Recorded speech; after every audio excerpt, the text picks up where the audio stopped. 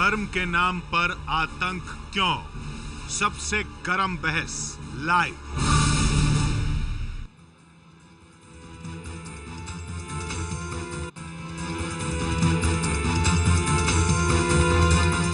नमस्कार, स्वागत है आपका एबीपी न्यूज में। शाम के 5 बज रहे हैं और सबसे गर्म बहस यहां शुरू होने जा रही है एबीपी न्यूज पर। और आज का मुद्दा है धर्म के नाम पर आतंक क्यों। और पेरिस हमले के बाद तो ये सवाल और भी बड़ा हो गया है कि आखिर एक धर्म को, इस्लाम को तोड़ मरोड़ कर, गलत व्याख्या करके आतंक अपने पांव पसार कैसे रहा है। और ऐसे में इस्लाम धर्म के अनुयायी, धर्मगुरु, राजनेता, आम मुस्लिम क्या कर रहे हैं। और दूसरी तरफ सवाल ये भी उठ रहा है कि अगर आतंकवाद का कोई धर्म नहीं होता तो फिर सिर्फ और सिर्फ इस्लाम धर्म और मुस्लिम धर्म के अनुयायियों से ही ये सवाल क्यों पूछे जा रहे हैं। और इसी वजह से माहौल गर्म है और ये सबसे बड़ी बहस का मुद्दा बन गया है। यहाँ स्टूडियो में आप देख रहे हैं, न्यूज रूम में हमारे साथ खास मेहमान मौजूद हैं। हमारे साथ मुस्लिम धर्मगुरु मौजूद हैं, राजनेता मौजूद हैं, हिंदू विचारक मौजूद हैं। यानी दोनों पक्ष आज साथ आएंगे और हम ये समझने की कोशिश करेंगे कि धर्म के नाम पर आतंकवाद पनप क्यों रहा है और ये आतंकवाद रुकेगा कैसे, इसे रोकने का काम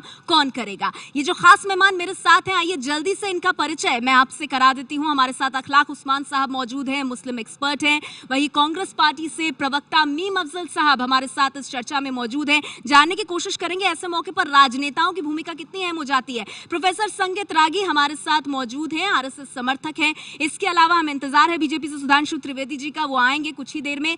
हिंदूवादी विचारक ज्ञानेंद्र बरतरिया साहब हमारे साथ मौजूद हैं। बार बार ये सवाल पूछा जा रहा है कि जो लोग इस्लाम और आतंकवाद को जोड़ रहे हैं वो अपने आप में कितना सही है। तो आज सबसे गर्म बहस की चर्चा में वो भी एक अहम पहलू रहेगा। हमारे साथ मौलाना अंसार रजा साहब भी यहाँ जुड़ेंगे। मुस्लिम धर्मगुरु क्या कर रहे हैं ऐसे वक्त में जब कई नौजवान जो हैं वो बहकावे में आके आतंकवाद की तरफ जा रहे हैं, ये पूछने की कोशिश करेंगे। हमारे साथ यहाँ मौजूद हैं न्यूज रूम में हमारे विश्लेषक, आप बखूबी पहचानते हैं इन्हें, विजय विद्रोही हमारे साथ मौजूद हैं। हमारे साथ मौलाना अतहर देहलवी साहब भी जुड़ेंगे। सवाल वही है कि आखिर आतंकवाद और इस्लाम, ये गलत धारणा क्यों आतंकवादी जो हैं इसको आगे बढ़ा रहे हैं और कई लोग जो हैं वो इसे मानकर हथियार भी उठा रहे हैं। हमारे साथ यहाँ मौजूद हैं हिंदू एक्टिविस्ट हैं जितेंद्र खुराना जी, इनसे भी बात करेंगे। इसके साथ ही हिंदू स्वाभिमान सेना से अनिल यादव जी हमारे साथ मौजूद हैं। एआईएमसी के चेयरमैन मौलाना मकसूद हसन कासमी साहब भी यहाँ खास मेहमान हमारे साथ मौजूद हैं। वहीं आपको बता दें मुस्लिम एक्सपर्ट इलियास मलिक साहब हमारे साथ मौजूद रहेंगे। तो दोनों पक्षों के मेहमान हमारे साथ हैं। रक्षा विशेषज्ञ कमर आगा साहब, फ्रांस पर यह हमले क्यों हो रहे हैं, इसके पीछे भी सोच को समझने की जरूरत है। कमर आगा साहब हमारे साथ मौजूद है। तो ये है तमाम खास मेहमान और आज का सबसे बड़ा मुद्दा, बड़ी बहस का मुद्दा, सबसे गर्म बहस का मुद्दा यह है कि धर्म की आड़ में आतंकवाद पैर क्यों पसार रहा है। पेरिस से लेकर भारत तक हालात क्यों बिगड़ रहे हैं। बड़ी बातों के लिए रुख करेंगे मेरी सहयोगी निधि का। शुक्रिया नेहा आपका। धर्म के नाम पर देश और दुनिया में आतंक के सवाल पर गर्म बहस जारी है और एबीपी न्यूज पर लगातार हम ये गर्म बहस करेंगे। लेकिन आज की बड़ी बातें क्या होंगी, दरअसल ये मामला पेरिस हमले से शुरू हुआ था। आपको बता देते हैं, हमारे दर्शकों को बता देते हैं, पेरिस में आज 8 घंटे तक आतंकियों के साथ एनकाउंटर चला है। जी हाँ, 8 घंटे तक चला है। एनकाउंटर खत्म हो चुका है। एनकाउंटर में महिला फिदाई आतंकी ने खुद को उड़ा लिया। पेरिस एनकाउंटर में 2 आतंकी मार गिराए गए हैं और 7 गिरफ्तार किए गए हैं। पेरिस हमले की मास्टरमाइंड अब्देल हामिद की तलाश में यह एनकाउंटर किया गया था, लेकिन अब तक उसका कोई पता नहीं। आतंकवाद के विरोध में मुस्लिम संगठनों का कई शहरों में आज भारत में प्रदर्शन देखने को मिला है। मुस्लिम संगठन एक सुर में आतंकवाद के खिलाफ बोल रहे हैं। कई शहरों में आज प्रदर्शन देखने को मिला है। कांग्रेस महासचिव इस बीच शकील अहमद ने आज विवादित बयान दिया है। राजनेताओं के विवादास्पद बोल जारी हैं। छोटा राजन चेतिया मुस्लिम होते तो रवैया कुछ अलग होता, केंद्र सरकार का, मोदी सरकार का, इस तरह शकील अहमद ने कहा है। तो ये बड़ी बातें हैं जो कि पेरिस हमले के बाद जुड़ी। उसके बाद फिर हमने देखा कि देश में भी प्रतिक्रिया देखने को मिली। और गर्म बहस के लिए अब एक बार फिर रुक करेंगे नेहा का। बिल्कुल, शुक्रिया निधि आपका इन तमाम बड़ी बातों के लिए। तो आपने देखा किस तरह से बयान जो आ रहे हैं वो भी माहौल को बहुत खराब कर रहे हैं और इसीलिए आज दोनों पक्ष हमने यहाँ बुलाए हैं एबीपी न्यूज के न्यूज रूम में। लेकिन आपको बता दें, एक मुस्लिम युवक सामने आए और उन्होंने किस तरह का संदेश दिया है मुस्लिम समाज को, आतंकवादियों को, कैसी बातें बोली और आईना दिखाने की कोशिश की है, जरा देखिए।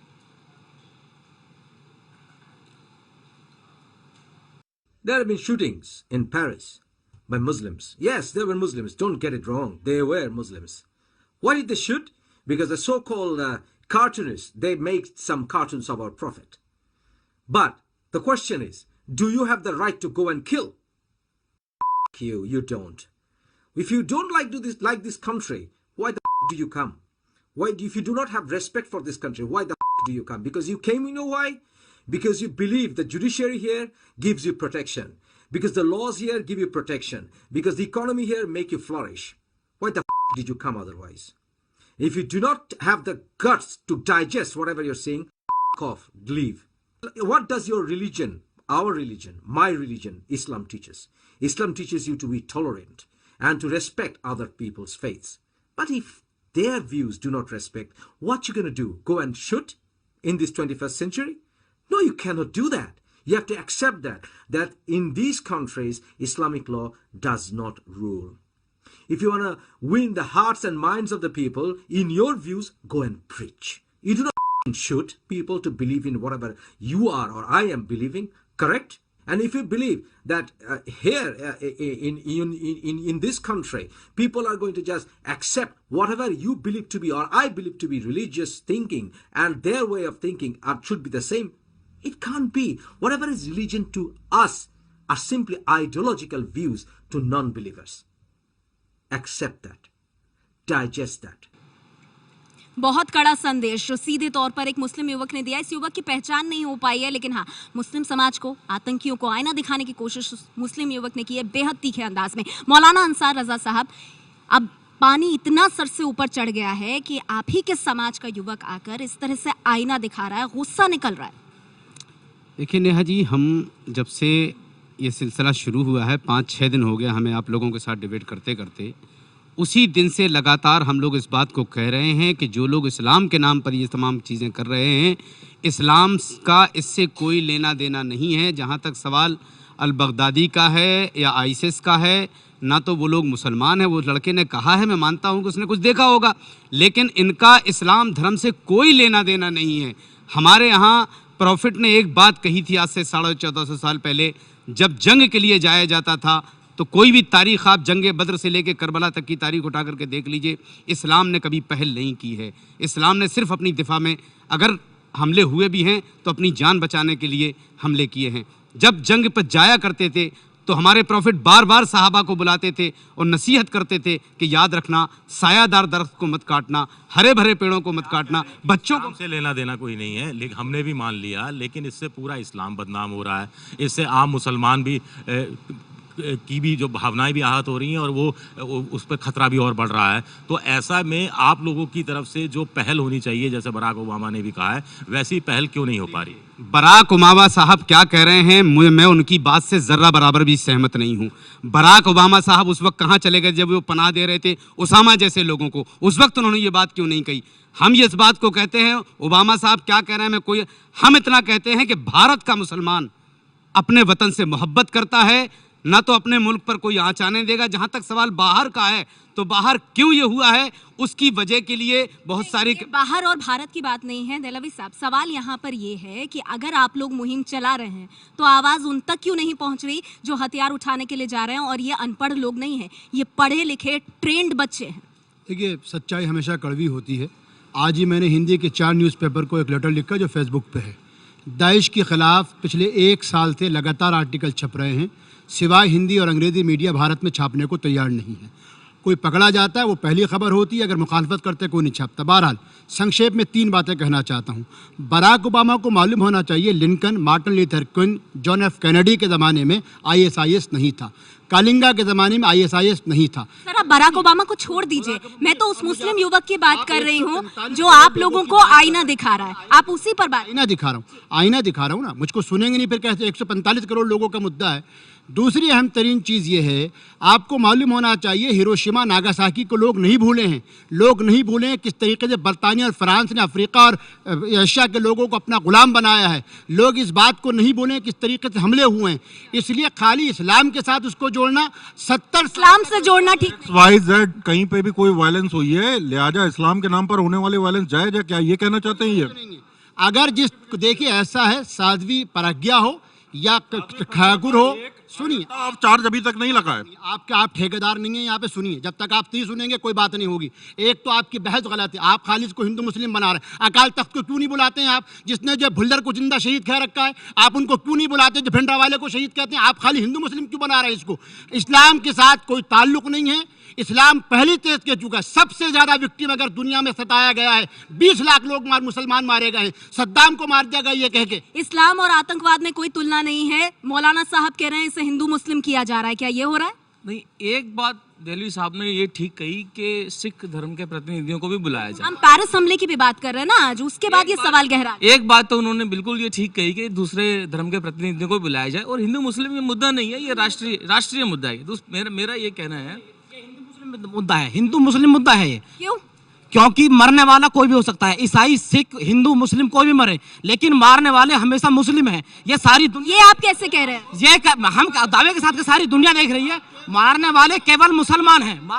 देखिए आपको इसको ये अभी मुझसे पहले इसको हिंदू मुस्लिम का वो कर रहे थे, ये गलत कर रहे थे। अगर ये ऐसे कह रहे हैं इतना ही गलत है, इस तरह से मैं कहूँ कि वार रूम लीग में तमाम इन्हीं की तरह हिंदू ही क्यों है? आप ये बताइए कि देश को खत्म करने war room league, Purulia arm dropping case और ब्लैक मनी में तमाम के तमाम हिंदू ही क्यों है? इसका जवाब दीजिए आप। आतंकवाद का जब कोई धर्म नहीं होता तो निंदा करने वाले में आप मुस्लिम की बात साहब की बात का जवाब दूंगा। ये ब्लैक मनी पे बहस नहीं है, यहाँ किसी ब्लैक मनी या भ्रष्टाचार की बहस नहीं है। ये आतंकवाद पे समाज को बांटने की कोशिश है, ये हिंदू मुस्लिम करके। देखो, ISIS पे बहस हो रही है यहाँ, और ISIS संगठन नहीं है। ISIS ने 10 लाख यजीदियों को कत्ले गारत कर दिया, कोई नहीं बोला। ISIS की बात हो रही है, इसीलिए इस्लाम की बात। ISIS न कल इस्लाम का ठेकेदार था, पहचानती हमारी पहचान पैगंबर मोहम्मद, जिन्होंने कहा लकुम दीनुकुम वलिय दीन, तुम्हारा फेथ तुम्हारे लिए, मेरा फेथ मेरे लिए, मैं इसका पाबंद हूँ। इसका मैं जवाब दूंगा। देखिए, पहले ये मैं आपको कहूँगा कि ये एक मैप है, जरा इसको जूम करें आप। ये 5 जुलाई 2014 को अल बगदादी ने जो ये वीडियो जारी किया, उसमें नक्शा जारी किया। हम बात ये कर रहे हैं कि भारत उसके नक्शे पे है या नहीं है।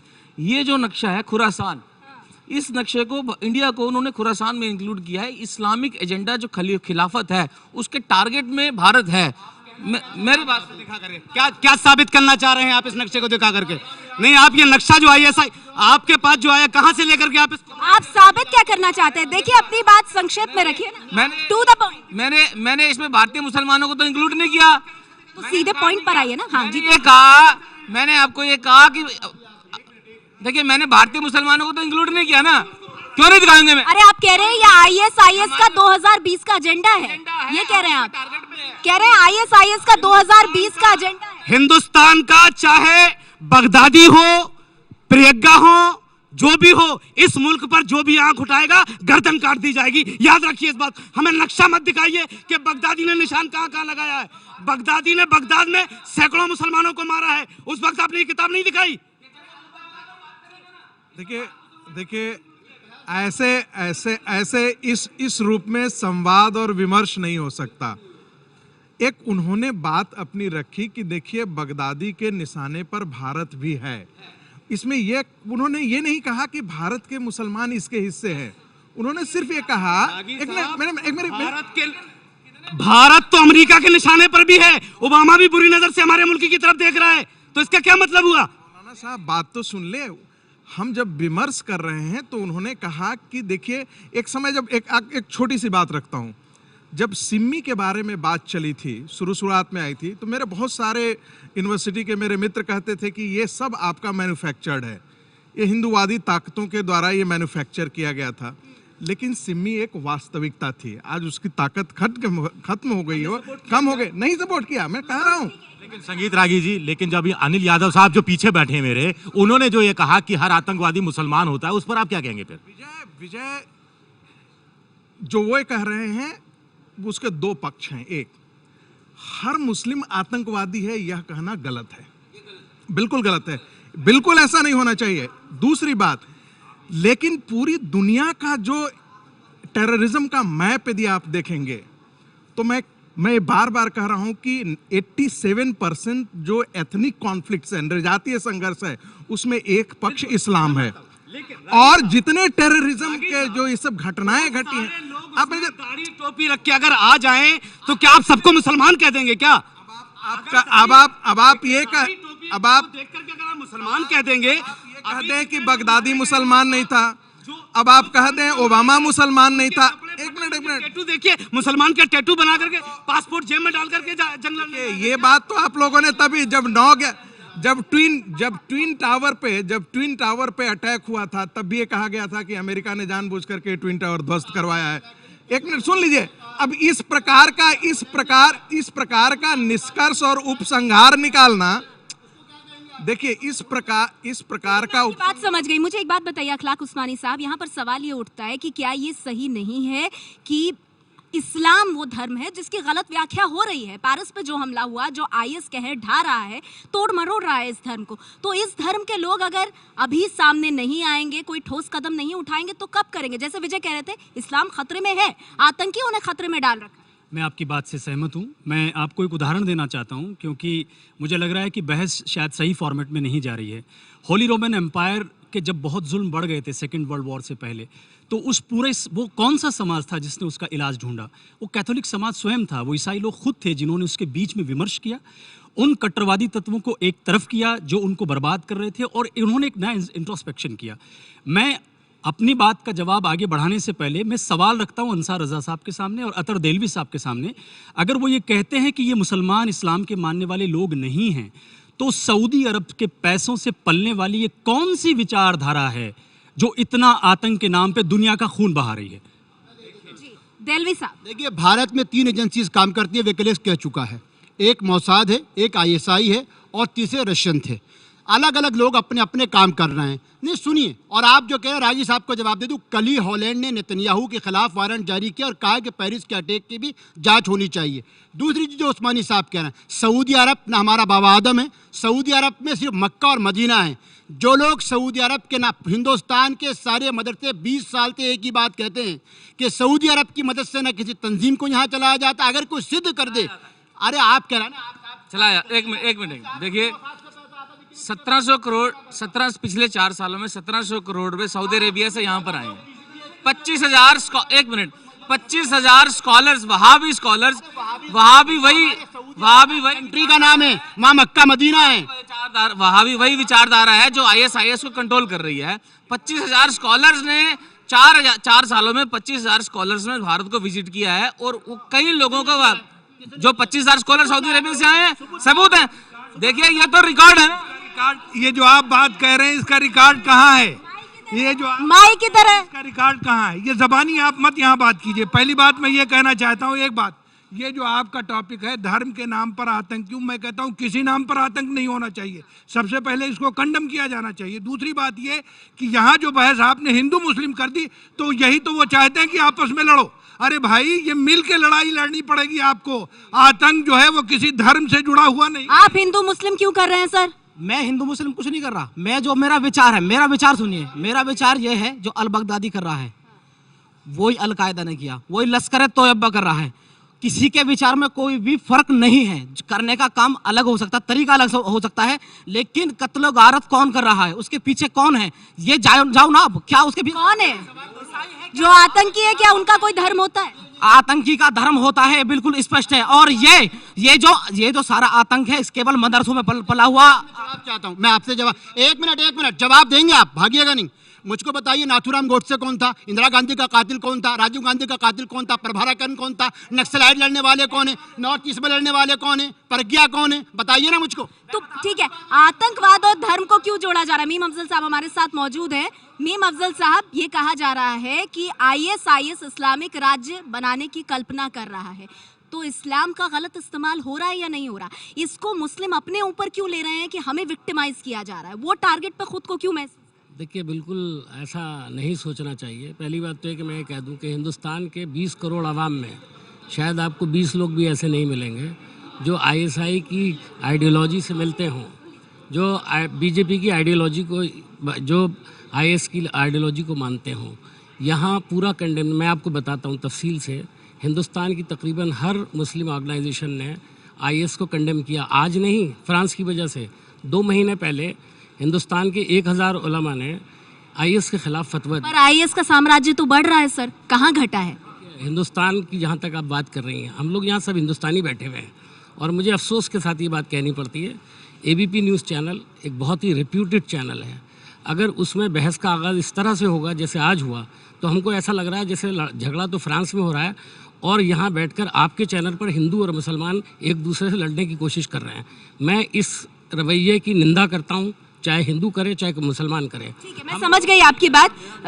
जी बहुत इंपॉर्टेंट इंटरवेंशन करना चाहता हूँ। एक तो ये उस्मान साहब ने जो बात कही, बात उस्मानी साहब ने, जी अखलाक उस्मान, बात वहाँ से शुरू होनी चाहिए और कोई भी बात आगे बढ़ाने के पहले हमें एक बार इस चीज़ को डिफाइन करने की कोशिश करना चाहिए कि आतंकवाद से हमारा आशय क्या है। मेरा कहना है, मैं एक सजेशन रख रहा हूँ कि जब हम हिंसा का इस्तेमाल किसी राजनीतिक परिवर्तन लाने के लिए करते हैं, जब कहीं की सत्ता बदलने के लिए वहाँ कोई पॉलिटिकल चेंज लाने के लिए वायलेंस का इस्तेमाल करते हैं, तो वो टेररिज्म है। और उसके दायरे में अगर आप बात करें, और जो उस्मान साहब ने कहा कि yes change has to come from within, मैं चाहूँगा बहुत सारे मौलाना मौजूद हैं, एक बार उनके मुंह से हाँ निकलवाइए कि हाँ जी हम चेंज लाने को तैयार हैं। हम ISIS को, और अगर इस्लाम में कहीं कोई ऐसी रिवायत है जो वायलेंस को जस्टिफाई करती है, उसको ठुकराने के लिए तैयार हैं। आप सहमत हैं? देखिए बिल्कुल, देखिए इस वक्त मेरी लिस्ट में दो विचारधाराएं काम कर रही हैं। एक तरफ ईरान है जो लीड चाहता है, दूसरी तरफ सऊदी अरब है। दोनों के अपने अपने एक देखिए बड़ा, जो मैं समझता हूँ बहुत मुबारकबाद के मुस्तहिक हैं आप। परेशानी क्या हो रही है कि यानी सीरिया में बशार की हरकतों पे पर्दा डालने के लिए ईरान मौजूद है और बशार के मुखालिफिन के लिए सऊदिया मौजूद है। और पुतिन जो आज के ज़माने में इतने बड़े समझता हूँ कि अपने आप में बहुत बड़े इंटेलेक्चुअल समझ के आ रहे हैं, उसको ये मालूम, उस जालिम को ये नहीं मालूम कि बशार ने 10 लाख से ज़्यादा लोगों का उसने और उसके बाप दमन कर चुका है। और हसन नसरुल्लाह जैसे व्यक्ति को या हिजबुल्लाह जैसे व्यक्ति को वो कहते हैं वो आतंकवादी नहीं है। तो जिसको जो भा रहा है वो आतंकवाद की परिभाषा। हम सर इस पर हम चर्चा कर रहे हैं कि नेता जो कर रहे हैं वो कर रहे हैं, लेकिन जो पढ़े लिखे युवा IS के चंगुल में फंस रहे हैं, जिनको जन्नत की बात बताई जा रही है, इस्लाम को तोड़ मरोड़ करके उनको ऐसी बात बताई जा रही है कि वो सबको छोड़ छाड़ के वहां जा रहे हैं और हथियार उठा रहे हैं, ये कैसे रुकेगा? धर्म के नाम पर ये आतंकवाद जो बढ़ रहा है, इससे कौन रोकेगा? इसमें किसकी क्या भूमिका होगी? इस पे चर्चा आगे भी जारी रहेगी।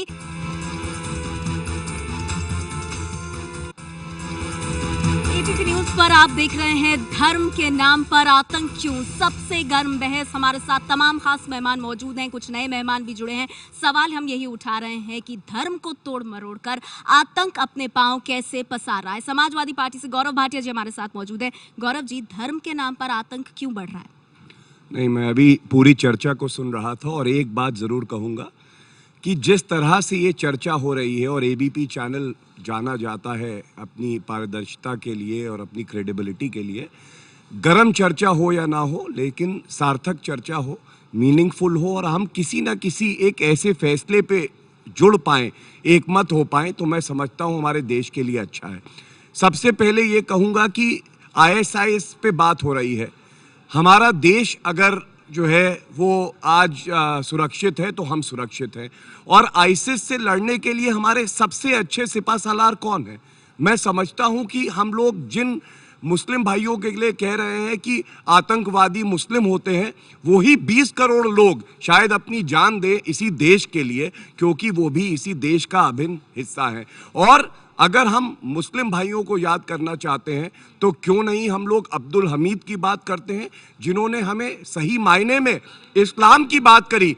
क्यों नहीं हम याद करते अब्दुल कलाम जी को हैं, जिन्होंने सही मायने में। आजम खान ये सब क्यों नहीं करते? वो क्यों क्रिया पर प्रतिक्रिया की बात करते? मैं बात आपका जो प्रश्न है, सबसे पहले ये बात कहूँगा कि ये जिम्मेदारी जैसे राजनीतिक पार्टियों की है, ऐसे चैनल की भी है कि अगर हमारे मुख्यमंत्री श्री अखिलेश यादव जी ने कहा कि जो पेरिस में हुआ उसकी हम निंदा करते हैं और एक्शन रिएक्शन की कोई बात नहीं है और वो पार्टी का स्टेटमेंट नहीं है, तो बहस। आजम खान मंत्री हैं सर, उन्होंने निंदा की और फिर कहते हैं ये क्रिया की प्रतिक्रिया है। बात पूरी कर लूं, मैं देश के नागरिक होने के नाते आज बोल रहा हूं, कोई नेता या किसी पार्टी से मैं हूं इसलिए नहीं बोल रहा हूं। अगर डिप्लोमेटिक जवाब दे रहे हैं, आतंकवाद पर भी ऐसा डिप्लोमेटिक जवाब, जो दिल से जवाब आते हैं उसको आप डिप्लोमेटिक कह सकते हैं।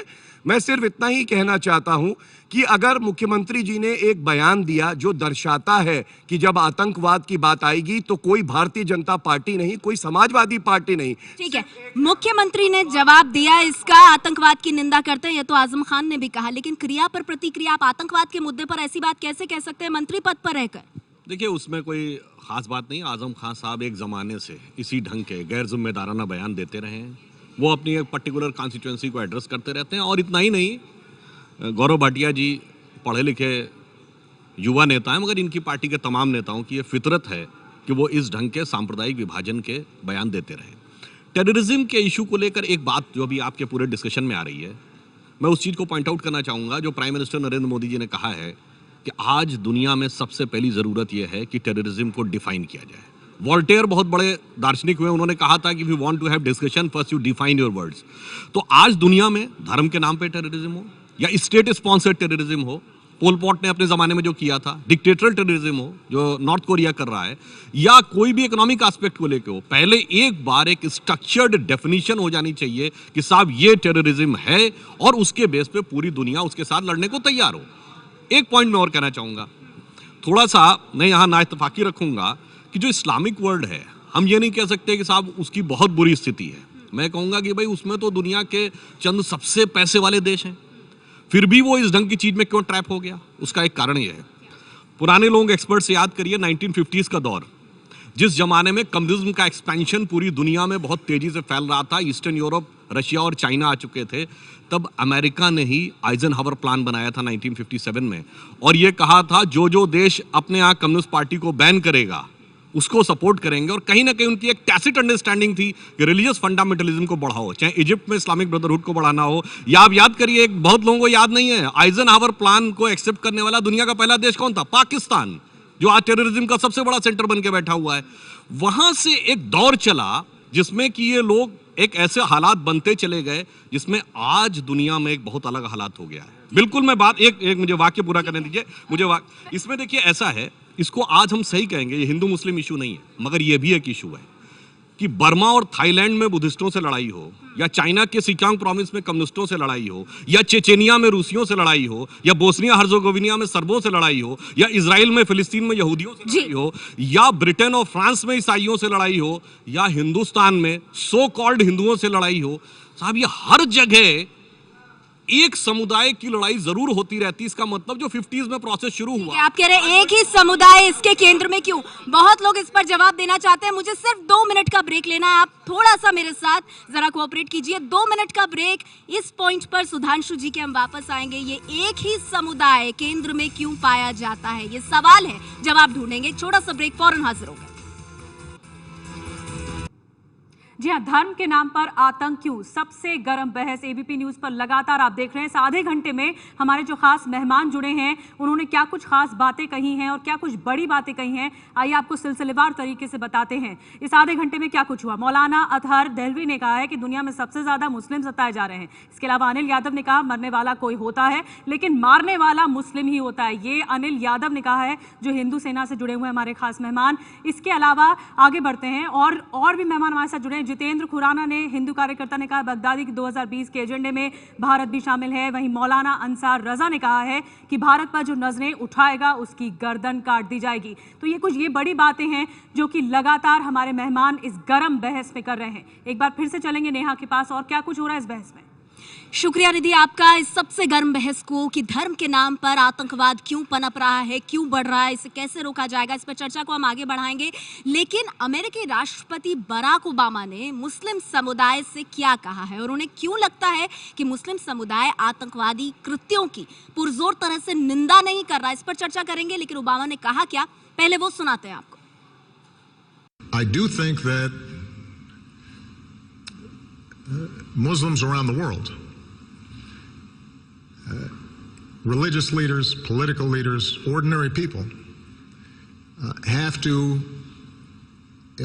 ask very serious questions about how did these extremist ideologies take root. And I think those ideas have to be challenged. Muslim community has to think about how we make sure that children are not being infected with this twisted notion that somehow they can kill innocent people and that is justified by religion. And I think there have been times where there has not been enough pushback against extremism. कमर आगा साहब, क्या वाकई में मुस्लिम पुरजोर तरह से निंदा नहीं कर रहे कि आपने बच्चों को आईएस के दंश से बचाने में नाकामयाब हो रहे हैं? नहीं, मैं नहीं समझता, ऐसी बात नहीं है। मुसलमानों ने लगातार जितनी भी सरकारें हैं जिस मुल्क में जहाँ भी कोई मुस्लिम सरकार है उसने इसका बहुत खंडन किया है। और आज इसका सबसे बड़ा विक्टिम जो है वो मुस्लिम समाज है, मुस्लिम समुदाय है।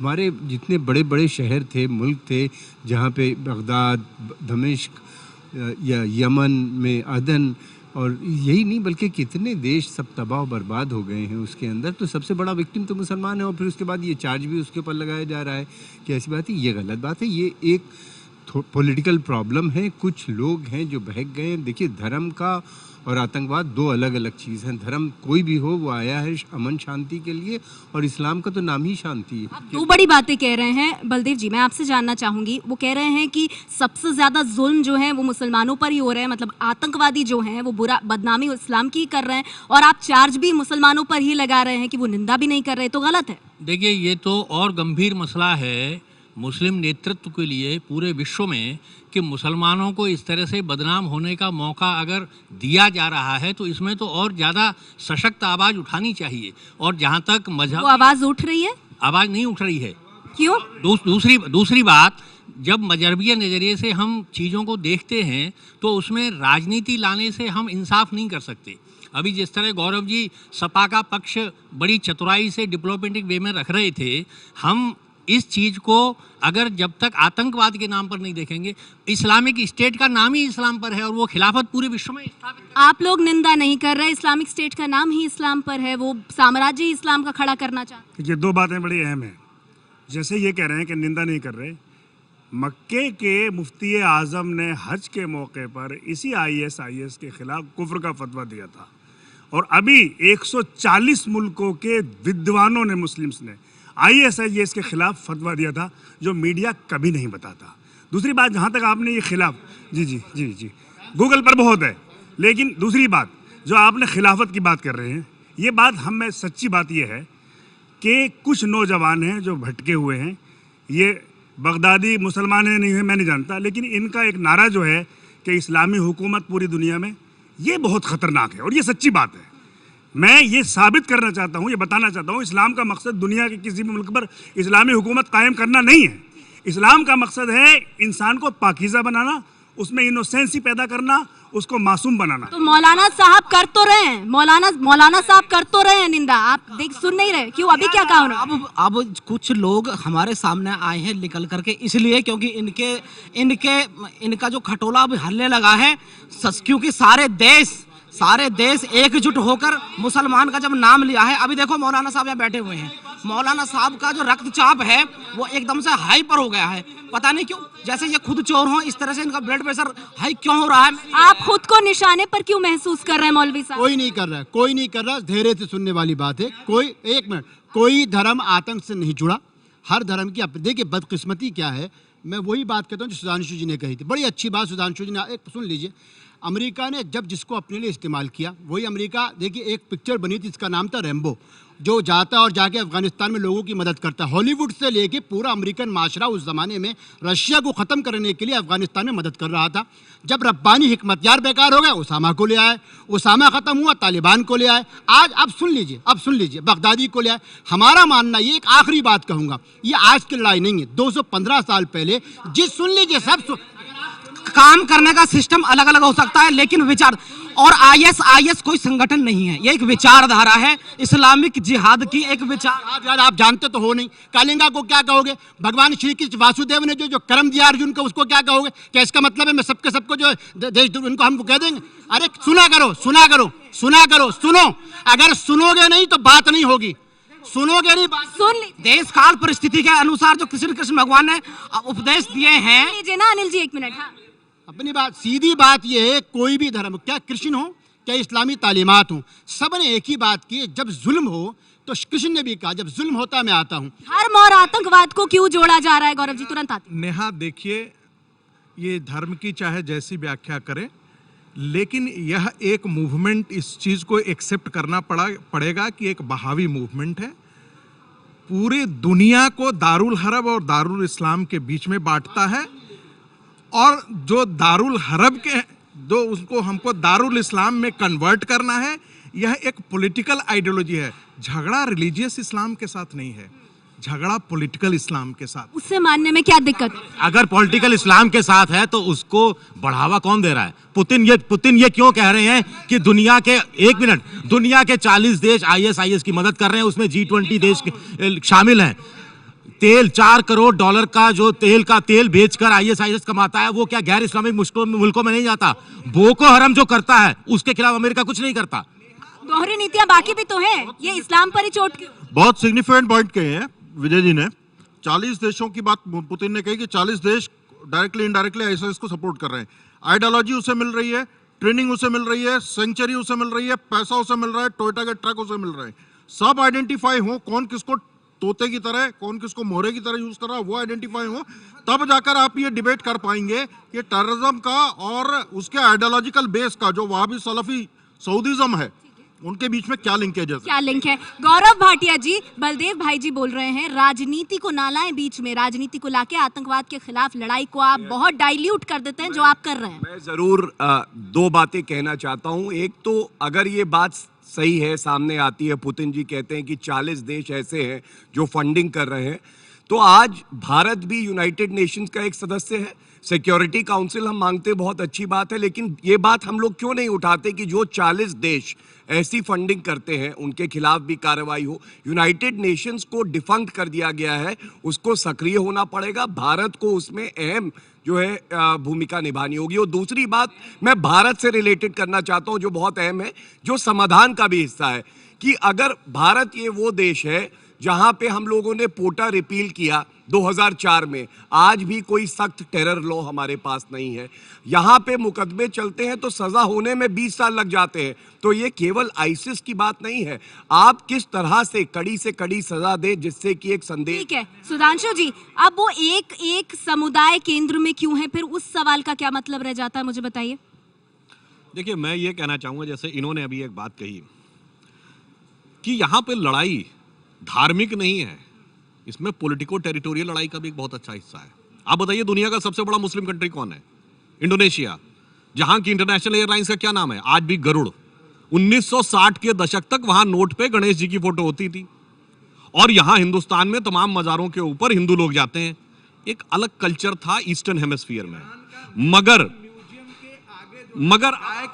ईरान का जो नेशनल म्यूजियम है उसके आगे गाय की प्रतिमा है। ये बहुत उनके जो भित्ति चित्र हूं कि ये जो पॉलिटिकल एंगल आता है वो कहां से आता है? कहां से आता है? मैं एक सिर्फ वाक्य बताऊंगा। 2007 का साल याद करिए, doctor APJ Abdul Kalam second term के लिए बात चल रही थी उनको राष्ट्रपति बनाने के लिए, मगर ये सारे भारत के सेकुलर दल में से कोई तैयार नहीं हुआ। और 2007 में क्यों कह रहा हूं, वही साल था जब ये सारे के सारे अफजल गुरु की क्षमा याचना के लिए लॉबिंग कर रहे थे। जब आप इस ढंग से तौलते हैं अपने पॉलिटिकल। महेश शर्मा जी भी तो तौलते हैं, वो कहते हैं मुसलमान होते हुए भी राष्ट्रभक्त थे अब्दुल कलाम। अरे सर, कॉन्टेक्स्ट दूसरा था, कॉन्टेक्स्ट वहां कैसे संदर्भ बदल जाएगा? अगर वो आप मानते हैं कि ये दूसरे जो सेकुलर दल ये कह रहे थे, तो आपको मानना पड़ेगा कि महेश शर्मा जब कह रहे हैं कि डॉक्टर कलाम मुसलमान होते हुए भी राष्ट्रवादी हैं। हाँ, बारे में पूछा गया था। और एक बात सुनिए, एक मिनट एक सुधांशु जी से सिर्फ इतना ही कहूंगा, फिर कहीं ना कहीं हम लोग पार्टी की राजनीति में फंसते जा रहे हैं। आप भी कर रहे हैं, मैं नहीं कर रहा हूं, क्योंकि मैंने अभी तक भाजपा भाजपा की बात इसीलिए मैं नहीं लाया, मैंने कहा सारी पार्टी साथ है। नेहा जी एक मिनट, सबसे बड़ी बात है जब कहा जाता है शाहरुख खान पाकिस्तान जाए, या अभी उदाहरण दिया, ये सब भी गलत है। आज सुधांशु जी एक पढ़े लिखे व्यक्ति है, उन्हें ये मानना। विषय भटक रहा है, क्यों लग रहा है आपको? मैं ऐसा इसलिए कह रहा हूं नेहा कि देखिए, ये हम बड़े धरातल पे विमर्श में लगे हुए हैं। इस्लाम और आतंकवाद के बीच क्या संबंध है, हम इसके बारे में चर्चा कर रहे हैं। एक मिनट मेरी बात अपनी खत्म कर लेने दीजिए। मैं ये कह रहा हूं कि जो इंडोक्ट्रिनेशन हो रहा है, पैसा हो रहा है, वो भी क्या इंडोक्ट्रिनेशन क्या अमेरिका कर रहा है? इंडोक्ट्रिनेशन क्या क्रिश्चियन वर्ल्ड कर रहा है? क्या कहेंगे आप, कौन कर रहा है इंडोक्ट्रिनेशन? धर्म की गलत व्याख्या कौन कर रहा है? धर्म की गलत व्याख्या जो लोग कर रहे हैं वो धर्म के साथ ज्यादती कर रहे हैं। ये अभी यहाँ कहा सुधांशु त्रिवेदी जी ने कि ये जो है ये धार्मिक लड़ाई नहीं है। जब धार्मिक लड़ाई, फिर इस्लाम से क्यों जोड़ रहे हैं इसको? क्यों जोड़ रहे हैं? धार्मिक लड़ाई नहीं है तो इस्लाम से क्यों जोड़ रहे हैं? सीधा सवाल। पहले ये बताइए जो खिलाफत है पैगंबर मोहम्मद के जाने के बाद एक मिनट, एक सर माइक नहीं है आपके पास, उन्हें सुन लीजिए, माइक नहीं आती बात। खिलाफत और खलीफा होना, ये प्रश्न आईएसआई खलीफा बनाना चाहता है ना अब्दुल बगदादी। एक मिनट, क्या खिलाफत इस्लाम का? देखिए ये गलत बयानी हो रही है। खलीफा आपको मालूम नहीं है इस्लाम के बारे में, आप गलत उसको डालना चाह रहे हैं। क्या खलीफा इस्लाम का हिस्सा है या नहीं है? बस इस पे उनका सवाल। मैं इनसे कोई बात, ये दोनों ऐसा है इनकी, ये भाई सुनो, अरे सुनो यार, सुनो, ये 4 किताबें पर, एक मिनट, ये 4 किताब, ये एक सुनो भाई। अच्छा अंसार रजा साहब कुछ कहना चाहते हैं, मैं तुरंत आती हूं। नहीं, बगदादी से खिलाफत का क्या ताल्लुक है? फिर क्या मतलब है? आप खिलाफत क्यों ला रहे हैं बीच में? चलिए रुक जाइए, आपको कुछ नहीं, कोई तमीज नहीं है आपको। नेहा जी अभी यहाँ चल रही थी कि 40 देश उसकी मदद कर रहे हैं।